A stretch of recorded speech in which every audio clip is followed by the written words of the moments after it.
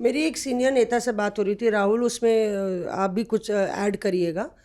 एक नेता से बात हो रही थी जो पूरा कमान संभालते हैं फ्लोर मैनेजमेंट का। वो कह रहे हैं कि जब से राहुल गांधी एलओपी बने हैं तो एक तरीके से वो लगभग 12 बजे 0 आवर में एंट्री वो मारते हैं, और वो ये he makes it a point कि 12 बजे जो 0 आवर होता है उसमें वो एक दो इंटरजेक्शंस करें तो हम लोग के लिए भी वो अलर्ट मोमेंट होता है। हम लोग 12 बजे 11 बजे की बाइट्स कर कर आके सोचते हैं अब चलो चाय पीने चलें या कुछ चलें, पर अभी राहुल गांधी के बदलते एलओपी बनते ही वो 12 बजे कभी भी खड़े हो जाते हैं इंटरजेक्ट करने। एक बार तो चाइना पे पूरा उन्होंने स्टेटमेंट दे दिया था कि किस तरह से ज़मीन कब्जा करके बैठा हुआ है चीन, वो 0 आवर में दे दिया था। 0 आवर में आप कोई भी मुद्दा उठा सकते हैं। तो राहुल गांधी ने ये बताया हुआ नेताओं को कि मुझे 2 से 3 इंटरजेक्शन 0 आवर में करने ही करने। ये किस तरीके से है कि आप टोन सेट कर देते हैं। आपने इंटरजेक्ट किया, आपने भले ही 1 मिनट 2 मिनट 3 मिनट बोला हो, लेकिन आपके बाद जो स्पीकर्स हैं वो आपकी लाइन टो करेंगे। आप लीडर ऑफ ऑपोजिशन है, ना सिर्फ आपकी पार्टी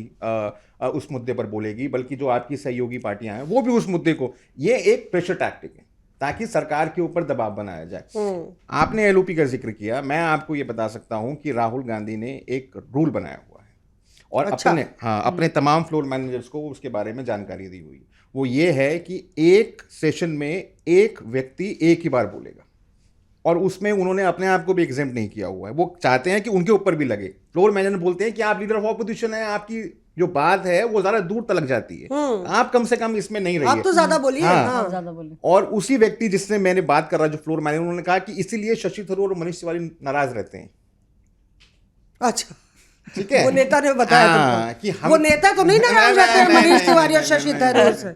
उन्होंने कहा कि इसीलिए जो है ये लोग नाराज रहते हैं। नहीं रहते क्यों है नाराज? के मौका इनको बोलने का मौका नहीं मिलता ज्यादा, जबकि राहुल गांधी ने ये लॉ बनाया, ये रूल बनाया हुआ है कि एक व्यक्ति एक ही बार बोलेगा। एक सांसद का आपको नाम बताता हूं कि उन्होंने मुझे स्पेसिफिकली बताया। संजना जाटव है, भरतपुर से एमपी है, महिला है, काफी कम एज में वो सांसद बन गई है। राहुल गांधी हर सेशन में पूछते हैं कि क्या संजना ने बोला, अभी तक नहीं बोला। अच्छा, हाँ, पूछते हैं उनके। साउथ में कोई एक सांसद हैं तमिलनाडु में, उनके बारे में हमेशा पूछते हैं क्या उनका नाम, शायद मैं अगर ठीक तरह से याद कर रहा हूँ, बाला सुब्रमण्यम कुछ नाम है उनका। वो हमेशा पूछते हैं कि क्या उन्होंने बोला, के सुरेश बोले।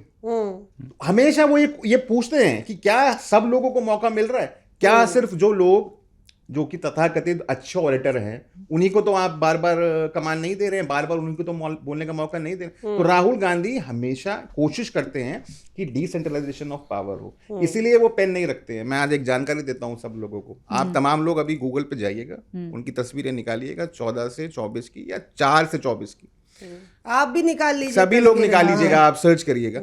राहुल गांधी की किसी भी फोटो में आपको यहां पर पेन नहीं दिखाई देगा, कभी भी नहीं दिखाई देगा, रखते ही नहीं है। क्या कारण?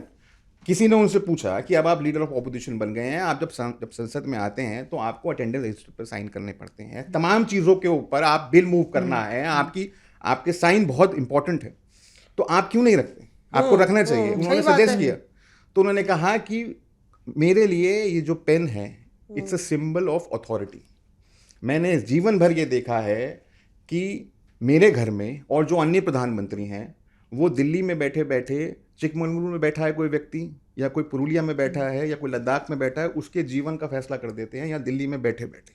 तो for me it's a symbol of authority, इसलिए वो पेन नहीं रखते। और इसीलिए वो डिसेंट्रलाइजेशन ऑफ पावर, जिसकी आप और मैं हम जानते हैं, वो डीसीसी का जो उनका कॉन्सेप्ट है, डिस्ट्रिक्ट कांग्रेस कमेटीज बनाई जाए, उनको एम्पावर किया जाए, यहाँ पर कोई टिकट मांगने के लिए नहीं आए, पुरुलिया में ही कोई आदमी जो वहाँ का डिस्ट्रिक्ट प्रेसिडेंट है वही टिकट डिसाइड कर ले। वो चाहते हैं डिसेंट्रलाइजेशन ऑफ पावर हो कांग्रेस के। लेकिन इसमें समस्या ये है क्या कि राहुल गांधी ने जो एक ऑलरेडी इमारत थी कांग्रेस की, उसको तो ध्वस्त कर दिया।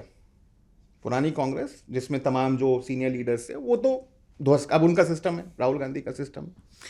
नई इमारत अभी बन रही है, वो अभी कंप्लीट नहीं हुई है, तो उसी में कांग्रेस है, उसी में कोई खटखट यहाँ पे कुछ प्लम्बिंग हो रही है, यहाँ पे कुछ काम हो रहा है। तो पुरानी इमारत तो ध्वस्त हो चुकी है और नई इमारत अभी बनी रही है, उसमें काम ही चल रहा है अभी तक। इसीलिए आपको जो कांग्रेस है इतनी, उस व्यक्ति के हिसाब से आपको इतनी दिखता है कि आप इसमें उतनी उथल पुथल है, इसलिए वो आपको दिखती है कि वो ऑर्गेनाइज नहीं है।